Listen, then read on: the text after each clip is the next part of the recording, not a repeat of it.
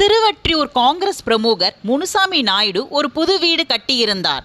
தன் வீட்டுக்கு வந்து டிஃபன் சாப்பிட்டு விட்டு போக வேண்டும் என்று அவர் காமராஜரிடம் வேண்டுகோள் விடுத்தார். காமராஜரும் அதற்கு சம்மதித்தார். ஒரு பொதுக்கூட்டத்தில் கலந்து கொண்டு விட்டு இரவு 11 மணிக்கு தன் சகாக்களுடன் முனுசாமி நாயுடுவின் வீட்டிற்கு காமராஜர் உணவருந்த போனார். வரிசையாக 15 பேர்கள் உட்கார்ந்திருந்தார்கள். மத்தியில் காமராஜர். இலை போட்டார்கள். இட்லி வைக்கப்பட்டது. முனுசாமி நாயுடுக்கு ஏகப்பட்ட பதட்டம், மெய் மறந்த நிலை. ஓடோடி கொண்டிருந்த அவர் கால் சட்டினி வாளியில் பட்டதும் அது கவிழ்ந்து விட்டது. சட்டினி பூரவும் தரையிலும் காமராஜர் மீதும் பட்டது. திகைத்து போனார்கள். தண்ணீர் கொண்டு துடைக்க முயல அதுவும் கொட்ட தலைவருக்கு கோபம் தாழவில்லை. காமராஜர் தன் அருகில் வந்த முனுசாமி நாயுடுவின் முதுகில் ஓங்கி ஒரு அறை வைத்தார். பலமான அடி.